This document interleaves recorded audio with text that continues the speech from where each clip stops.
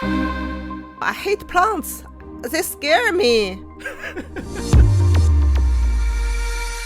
Welcome to Mosaic of China, a podcast about people who are making their mark in China. I'm your host, Oscar Fuchs. Today's guest, Salome Chen, is an original. She has a fascinating family background, she's a proud feminist, she's an academic. You know what, I can't try to encapsulate our conversation in this intro, so I'm not even going to try. What I will say is that on the day of our recording, the studio suddenly went on the fritz 5 minutes before we were due to start. So we had to quickly race across Shanghai to my apartment, where we ended up recording this episode. A big thanks to Salome for being a good sport, and to you, have fun listening out for any background noises, especially from the school next door. This episode is coming out just after the 100-year anniversary of the founding of the Chinese Communist Party, and so it's fitting that part of Salome's story deals with her family history.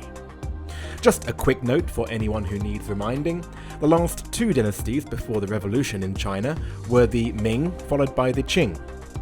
The Míng were Han Chinese and the Qīng were ethnically Manchurian. Well, thank you so much, Salome. My pleasure.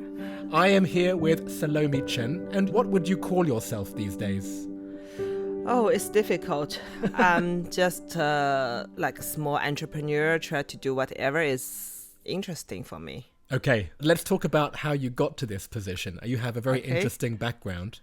The first question I would ask you is the same question I ask everyone, which is, what is the object that you have prepared that in some way describes your life in China? I don't know what you will call this, a wallet or a card folder. It's to me. Okay, yes. Yeah, that was 2009. I prepared to build up my first company. You know, I studied in Germany, so luxury brands, I don't give a Oh, sorry for the dirty word, but hang on, isn't To Me a German brand? I didn't know at that time. Okay. I was a poor German student and we were engineer. We don't care. Oh, wait, so where were you in 2009? You were in Germany? No, in Beijing. In Beijing, okay. So I have some real estate clients who want to pay a visit in Europe. He didn't speak English, so he invited me to go with him. I catch up with him in Barcelona. So we went to a really expensive, like a Spanish restaurant. Everyone enjoyed. We drank a lot of extremely expensive French wine. I don't know what it is because I'm not a drinker. Second day, we walk in the street. Suddenly, he held up a tree and told me, "Take me to McDonald's." I was like, holy hell, what's going on? I'm hungry. I don't like the breakfast at the hotel. That was a 5-star hotel. So I took him to McDonald's.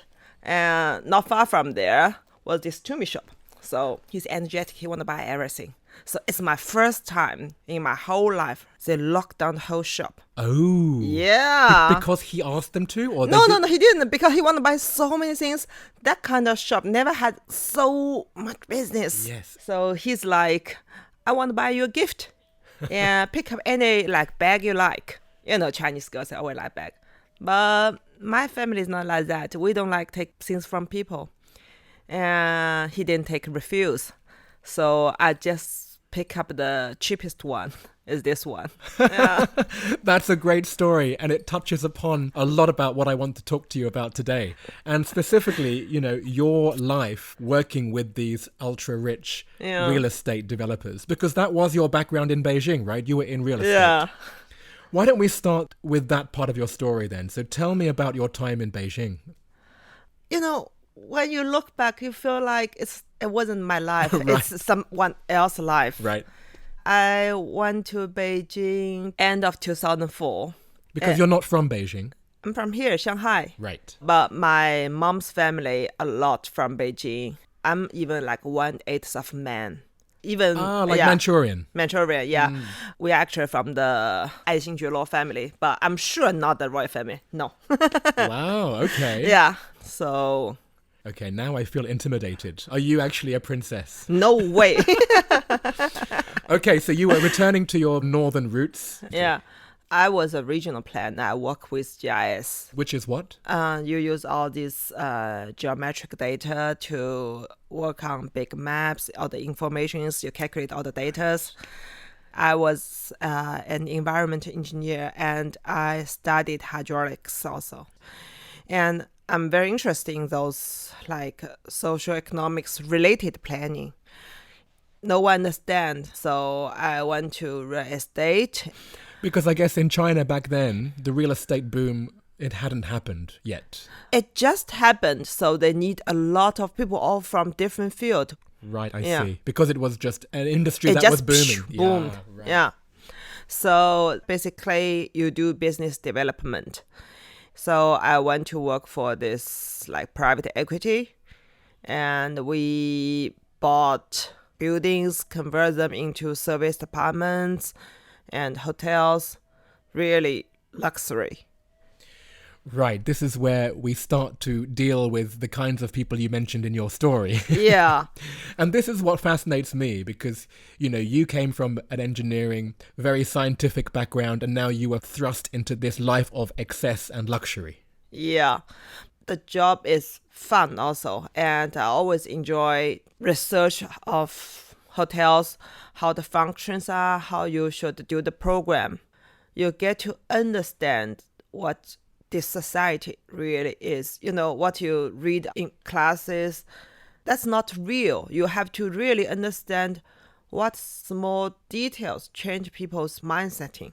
A lot of difficulties in between the service apartment group, the investors, the management group, the constructors. We even ran out of cash in the middle, and we didn't have cash to pay employees for almost 6 months. You just remember the way we do the forecast. They do 5-10 year forecasting. They write down all these occupations so high, 80%, 90%, 95%, because we had not many 5-star hotels and not many service apartments. That's something really new in China. So you believe, wow, they can do that. Yeah. Because that's my image of real estate in general. There's a lot of puff, you know, you have to say it's going to be 80% occupied, 90% occupied, but based on what, right? Yeah, the thing is how to analyze the macro world. What, for example, the politics in states like now will have influence on your own small business. You don't know. And meanwhile, we enjoyed our time. Work hard, play harder, living in a very colorful way. And also because of Olympic, you have a lot of like openings of buildings, of shops. All those luxury brands came to China and I got invitations. You know, I realized fashion business, you use a lot of people comparatively young and stylish to party there and to create this scene. You were the tool to create the scene. But then the traffic became worse and worse, also the pollution. Finally, I cannot live there anymore. So I got an opportunity to work for another private equity in Shanghai. So I went back to Shanghai. Okay. Before we go on to your story about Shanghai, let's go backwards now. So Tell me about your background. Tell me about your family. Oh, my family is progressive conservative. Okay. What do you mean by that? My dad's family, we were officials in Míng Dynasty.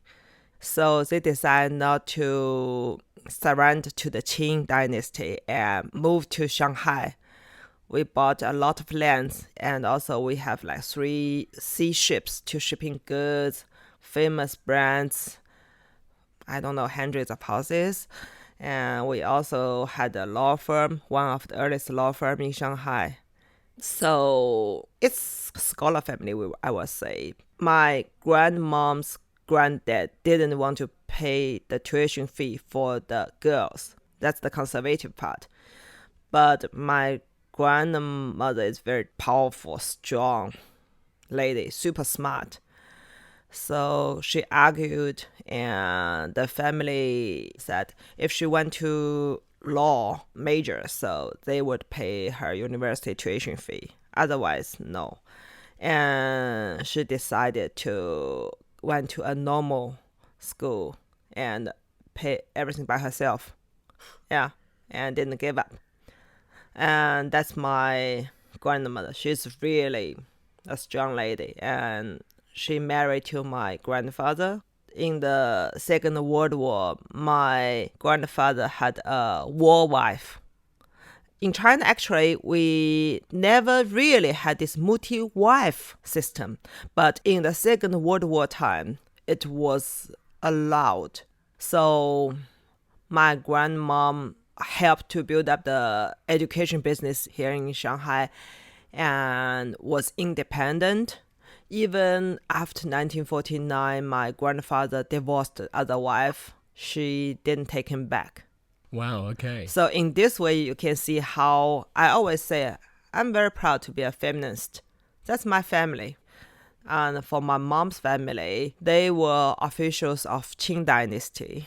My mom's father was a famous doctor and had his own hospital. You know, if you are a hospital director, basically you become Catholic, and the family is more Western style. Yeah. And so going to your parents then, what did your parents do? Oh, it was also complex. My dad was super smart, so he didn't finish his university and was chosen out to study atom bomb, doing research. Atom bomb. Yeah. Okay. But then he became a right wing, that means enemy of the country, and was 22 years in prison. Wow. Yeah, then he just became a high school teacher. And my mom, she never went to a real university because of the family background. At that time, of course, if you were powerful, then you were a target. If you were a scholar, if you were Catholic, if you were not in the extreme lower class, you are enemy. Yes. Yeah. And then she also became a teacher, teaching high school. Then she quit the job in 1978 and went back to her hometown in Tianjin. She was number one of the whole city. Then my mom did her college degree, and actually she was working as a library director for almost 10 years. Okay. And then along comes you. You're the daughter of an atom bomb researcher and a first-class student. Yeah. I can see now why you went into environmental engineering. Was that always going to happen? No, China was quite isolated. Since I was 8 years old, I read the biography of Fermi. Oh, you mean a physicist? Yeah, the physicist. Okay. Yeah. So in my mind, you have to study math and physics or something. But then suddenly I heard this word, architect. I didn't really know what architect mean. The architect sounds nice job. So I want to be an architect. And we had a big fight at home. My dad was like, no, you don't want to be an architect. You are not engineer. You are not artist. And my dad was like, if you want to be architect, get out of my house. I was 17. So we negotiated and I went to Tongji University and they had no hydraulics. But my uncles, aunties were quite famous hydraulic engineers from Tsinghua University. And the thing close to hydraulics is water supply and drainage and environment. Were you passionate about the environment at that time? No, I hate plants. They scare me. I spent my childhood with my dad's mom, so she was very old. My parents were in different city, so no one really took me out. We didn't have many children's books at home. So I read a lot of Chinese ancient ghost story. All these especially flowers, they became ghosts.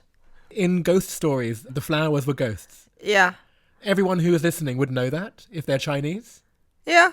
Oh. And I don't understand why people always think that's something romantic and beautiful. For me, that's really scary and sick. Okay, so ever since you've read these ghost books, you've been scared of plants. Yeah. What about your house now?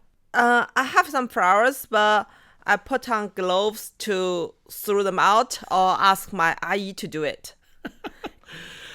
Okay, I'm going to have to test this now and see if there are other people who are scared of plants.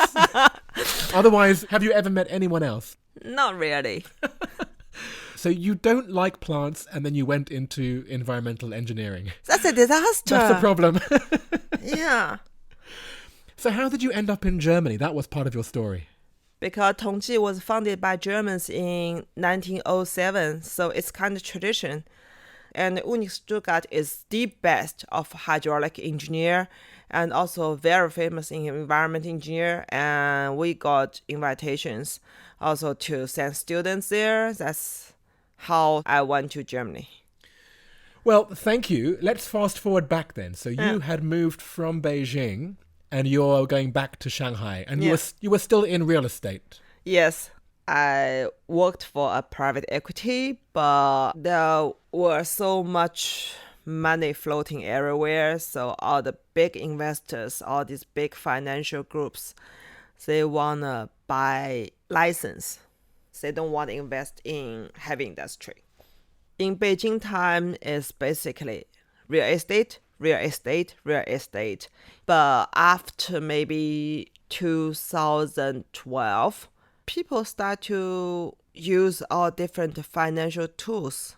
So some people can do huge business. And for the middle, lower class, it became more difficult. Yes, that makes sense. And is it also a function of everything was already built and there are fewer projects in terms of just the simple real estate? No, the thing is like, for example, you never have enough infrastructure. But for infrastructure, you don't earn money from them. So people made up stories to sell residence. It's not balanced. So it relies very much on the leverage. Most support you get from bank. So if politics change, if macro policies change, that means huge risk. And you cannot diversify your risk. Right. Which just makes the whole environment much more complicated. Yeah, you really need long-lasting government support and a very stable policy, which means the private investors would hesitate to invest. I'm looking at the time. Let me finish by asking you then, what projects are you working on today? Basically, my company, we build up certain projects, and one of them including an exhibition hall. And it's a technology one, but I try to make it very arty and storytelling. Yeah, I put different technology projects and make them a cluster of stories. So this is almost going back to your first dream of being an architect. You can now really work in that area. I hired some good architect to work as interior designer because they are better understanding of structure and space than architects get more training in engineering and technology. So they can understand why I want to combine all these different technology together. Yeah. And when will this project be online? Difficult. Yeah, because right now is a very difficult time, as you say. Like there's no knowing what will happen in the future. Yeah, but for example, I cannot get into very detail, but we also get influenced by the Chinese-American relationship. So there's a payment problem. And also it's a government-sponsored project. So there will definitely be a lot more procedures to go, which some I know, some I don't yet. Yes. Yeah. Well, good luck. We will definitely keep in touch. I want to see this project being built in the future. Yeah. Thank you, Salome. We will move on to part 2. Yeah. Let's go very quickly. Are you ready? Yeah. We have a short amount of time, so we'll race through this. Question 1. What is your favorite China-related fact? Jiangnan, which refer to the Yangtze Delta region, and you go somewhere warmer and green, so it arouses this nostalgic feeling. Yeah. So Jiangnan, what is that area? Shanghai and maybe part of Zhejiang province and the south part of Jiangsu province. Yeah. They're historically connected, aren't they? Yeah. Because we don't use really Jiangnan very often, do we? Or do you hear that a lot? When we talk, when you speak, you don't use that much. But when you write, it's still very poetic. People use it a lot. Since I was 1 year old and not in the city center, but in this small town, which was owned by my family, you have this like old relations between people and all these rivers around. It's peaceful. Yeah. Right, next question. Do you have a favorite word or phrase in Chinese that you like to teach people maybe? Yeah, 设身处地, which means put yourself in someone else's shoe. Right. It's very easy to be judgmental. I'm very judgmental, but you have to put yourself in other people's situation and try to understand. This makes you have a much wilder world. It's my moral standard. Yeah. Question 3. What is your favorite destination within China? I will say Silk Road. Ah. Yeah. I was born in Yumen. Which is where? It's close to Dunhuang, Ah, very okay. west. And not only because I was born there, I went there when I was 40, exactly for my birthday. And also my dad was 80. It was more like a birthday gift for my dad. Beautiful. Yeah. And also there's so many different cultures there. There's culture communication. I love history and that's beautiful. Right. Because that whole area is squeezed in between Xinjiang and then Tibet and then Mongolia. You've got everything there, haven't you? Yeah, all the Buddhism, Hinduism, you can see the landscape change, the culture change, the language change, and even people, they look different. If you go deep in history, the world becomes much, much bigger. Yes. Yeah. Wonderful. If you left China, what would you miss the most and what would you miss the least? My parents, for me, people is always the most important thing. And of course, and I wouldn't miss those populists. Oh, what do you mean? Oh, populists. Yeah, you know what I mean. I do. And it's the same wherever you go, right? If we were in the UK, I would say the same thing about people there, right? Yeah. Is there anything that still surprises you about life in China? No, not really. Because my grandmom always taught me, like, keep calm and don't be surprised. And I get used to that attitude. If there's anything new, very different happened, I will try to analyze why. Yeah. Yeah, that's definitely the scientific side of you. What is your favorite place to go out, to eat or drink or just hang out? Maybe the riverside, the West Bank, because I told you I had this like colorful expat life back in Beijing and a lot of parties, drinks, and kind of tired of that. So I miss my childhood, this peaceful and local people's connection. So I choose to live not too far from the river. And in the morning, sometime I go jogging along it. You see all these big ships like slowly moving there. And that's the industrial part of Shanghai. And it's something more stable. Right. It's much more real, right? Yeah. Very good. What is the best or worst purchase you've recently made? I'm not really a shopper. I hate like go shopping with girlfriends and drive me crazy. So normally I make a list. I know what I want to shop, I pick up things and I go. The last thing I really like was my ring. Oh, nice. I can see it. Yeah, it's designed by a friend of mine. I told my husband, if you bought me a Tiffany or whatever, I will not marry you. I was not nice to him. Every like gift he bought me, I was like, oh, this is expensive, it doesn't worth that much.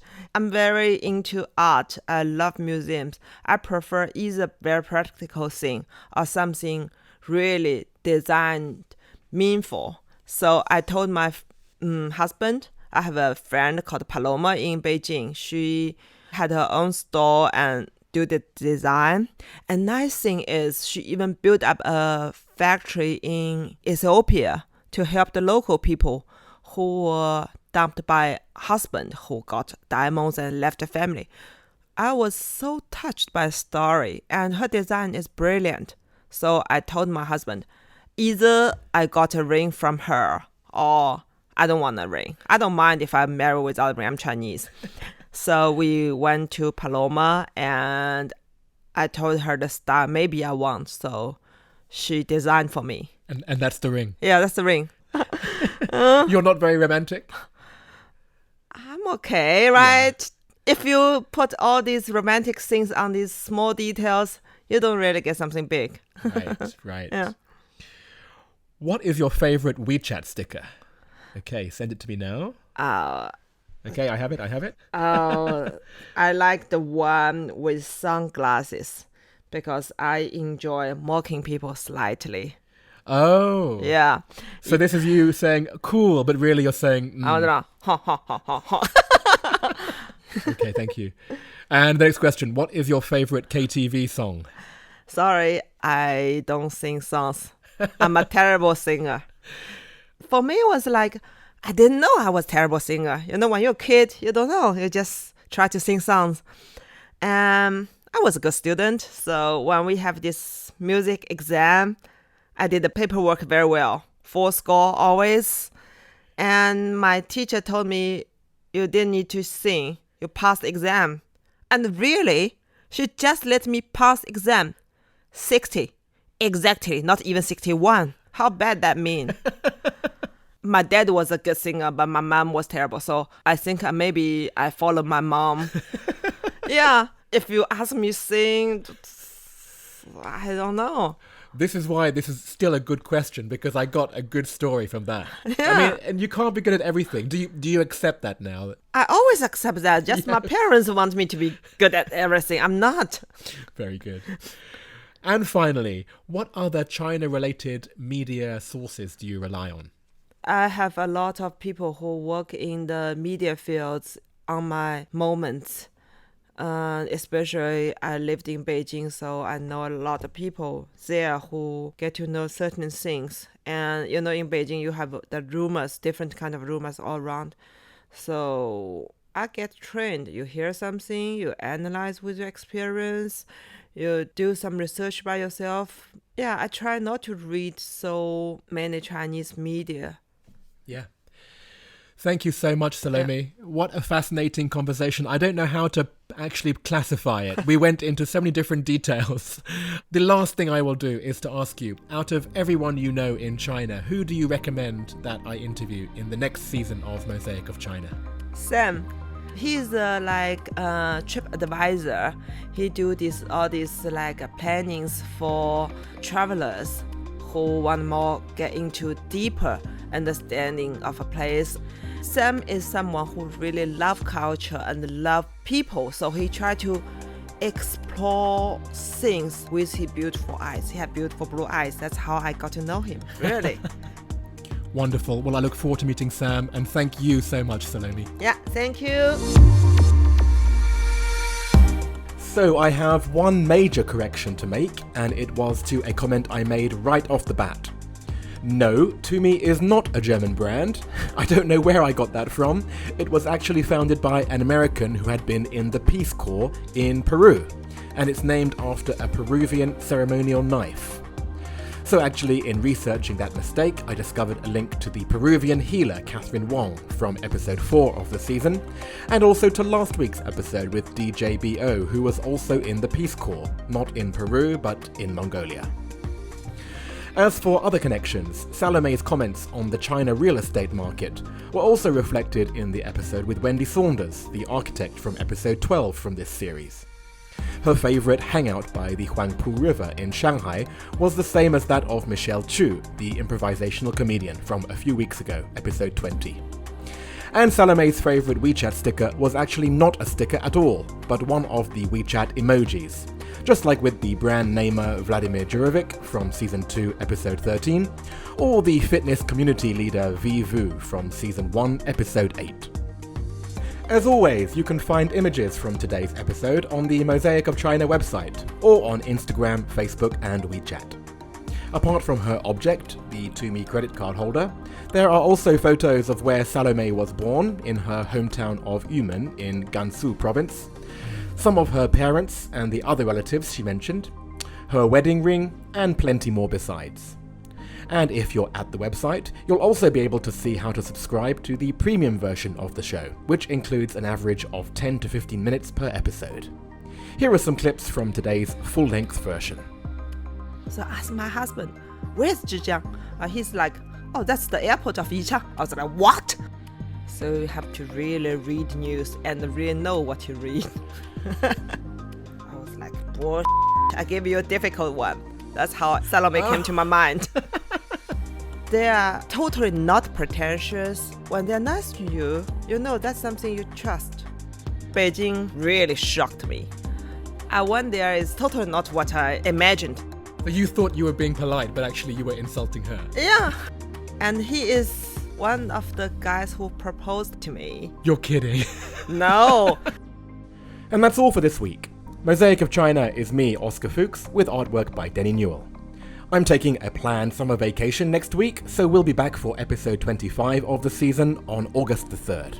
But before then, coming right up is a catch-up with the Luxury Club GM Laurie Lee from episode 10 of last season. So stay tuned for that, and I'll see you next time.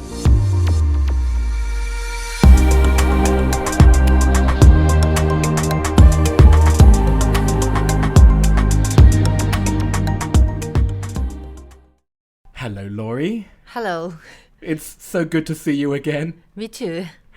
I remember as part of our original interview, you were telling me about how you managed the private members club during the economic crisis. Yeah.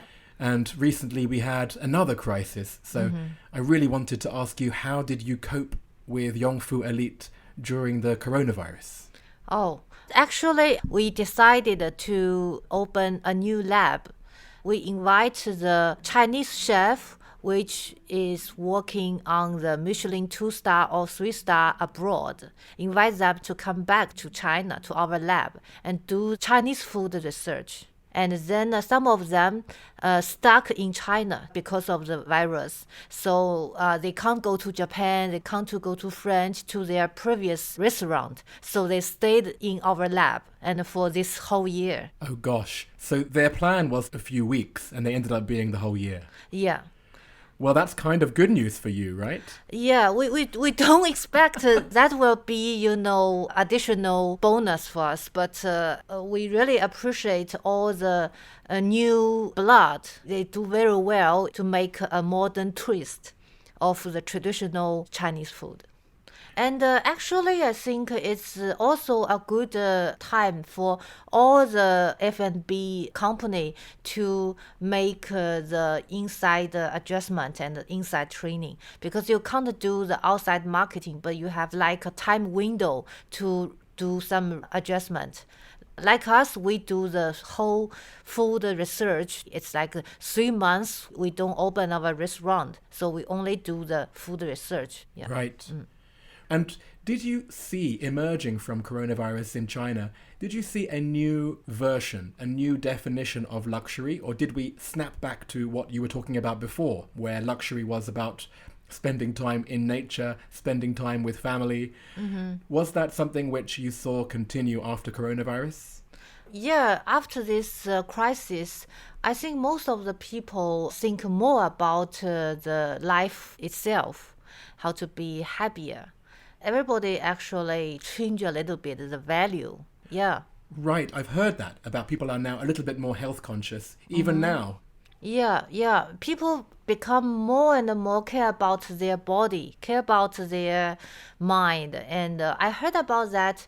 Everybody go to the hospital to do a little bit face adjustment. And the other reason is every people wear the mask. So they have the good chance to recover and people will not recognize. That's so funny. So just like how you went into your lab and did R&D during coronavirus, people are going to the cosmetic surgery lab and are changing their faces. Yeah. Is that really true? Yeah. That's one of my friend. He's in this industry. He told us. Wow. Well, maybe you did that, Laurie, because you're looking wonderful. I think it's like everybody, they want to do it now. Yeah, everything they don't want to wait. They realize the time is really limited. Yes, and that's something which we've experienced in China, which I hope the rest of the world will also get to, where you do see some return to normal and you really do understand the value of the things that maybe you took for granted before. And then what about you personally? We've talked about your business. How about you? Did you have a tough year? Was it for you a year where you learned something new about yourself? Oh, because I have plenty of time during the virus period, so I start writing again. Nice. Yeah, I used to be a writer, and 15 years haven't really created some like novel. And now this year, every day I have 3 to 5 hours to be totally by myself. So I start writing again. Now I almost finish a middle-sized novel. Amazing. Yeah. Oh, wow. And are you already talking with publishers or are you still in early stages? I already show a part of them to some publishers, but I'm not very urgent to publish. Yeah, I guess it's more for yourself, right? Yeah, but it's a good start. It's stimulate me to write more and more. Now I'm already planning the second novel. Okay. Yeah. The birth of a new career. It's making me think that I have not used my coronavirus time as well as you. Thank you, Laurie. And we are going to be releasing this episode alongside one of the new episodes in season 2. Unfortunately, the person who you recommended, Wang Fang, she couldn't make it into this season. Okay. But we were able to find a very good replacement, so I look forward to you listening to the replacement. And it's just been a pleasure to get back in touch with you and to see your face. We have met actually a few times since your recording. I want to say thank you again for being part of this project, and I hope that we continue to stay in touch. Thank you. It is my great honor.